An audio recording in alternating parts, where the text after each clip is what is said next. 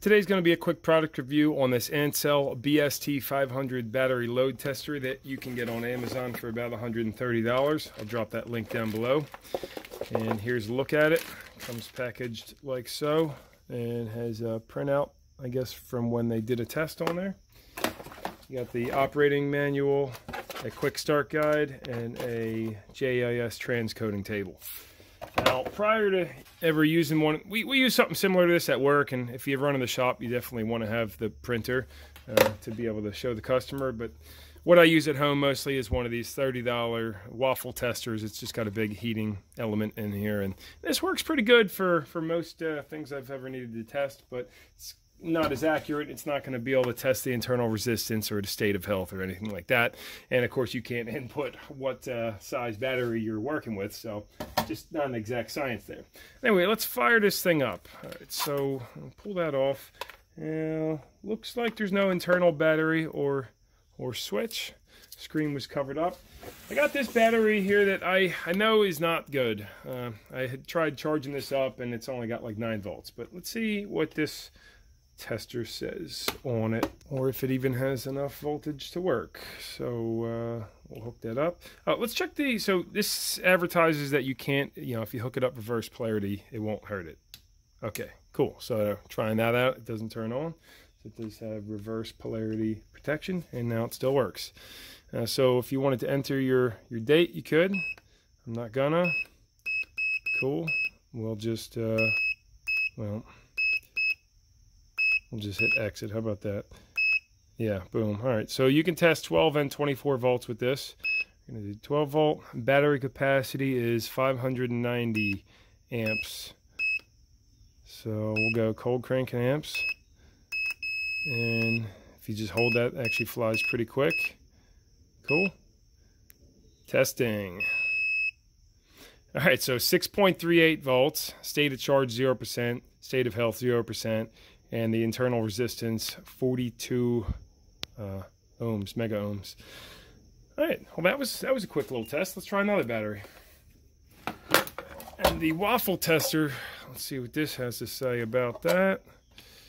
Yeah, we're showing just over 7 volts on this one, and if we hit the waffle, there it goes. That pins it down pretty good. And yeah, so that battery shot.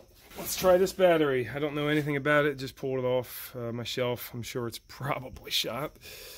That's usually how batteries work. All right. I'll just hit exit again. 12 volts. Battery capacity, I'll leave it at 590. That's fine. Let's just see what this thing says. Well, so it says 12.42 volts. State of charge 62%. State of health 22%. And internal resistance of 9.95. Interesting. And now if you want to print it, print report, you just hit enter again, hit enter. It's asking for the VIN. We're not going to put that. Oh, all right. This is getting a little jammed up there. We got the paper sorted out now. Let's give that a go.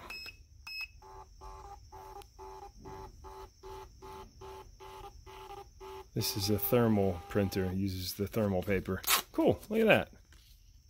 Awesome. Love it. See what it says about my Tundra battery. This one's a few years old. I know it's a good battery though. Got state of charge 50%, state of health 86%, and 555 cranking amps. Cool. This one's rated at 600 cranking amps, cold cranking amps.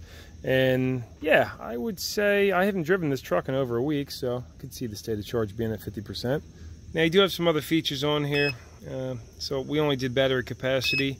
You could do startup load, which shows you current voltage, instant voltage, and this is the parameter it's looking for, greater than 9.6. So when you start the battery or start the truck up, it would just be looking to see if it drops down below 9.6. Not going to need that. I pretty much just got this just to test batteries. We'll go down. We got max working load. Okay. And then we've got the charging system test. And all that does is this keeps flashing until it gets above 13.3 volts, I suppose. Which, for checking, I don't think this is going to be a good device for checking charging systems, honestly. you're better off just using a voltmeter and looking to see if you're getting charging voltage or not. Now I don't see if it's not just a regular voltmeter built into this that you can use as a regular, but you know, not a big deal. I do have one more battery we're going to test that I know is fully charged because it's been on the charge for a few days now. But the one thing I'll say that you might want to consider if you're looking at this is every time you turn it off, the date is reset back to 2019. And also these cables are pretty short, so if you are using this for checking starting volts or draw, you know, these like the tester I have at my work, the cables are a lot longer, so that might be a problem for you if you plan to use it for more than just testing batteries. The Bass Dumpster battery. This one has been on the charger for several days, so let's see if it says state of charge 100% or what it's going to say. Let me take this off, and I'm going to say this battery is probably around half-life. It's not that strong. It's an older battery, but it should have at least 300 cranking amps. This one's rated at 540 cranking amps. Let's see what she says. Good, 3.34. Yeah, it's state of charge 100%. So yeah, and the state of health only 62%, 426 cold cranking amps. So I'm going to say this is pretty accurate because yeah, this battery is several years old, but I just came off the charger, and this little tester did identify that its state of charge was all the way up there, but it doesn't mean it's a super strong battery. Anyway, so if you need to test some batteries around the shop, great little tool. If you need a printer, that's nice to have. However, you'll have to reset the date every time you plug it in, or just write the date on there manually.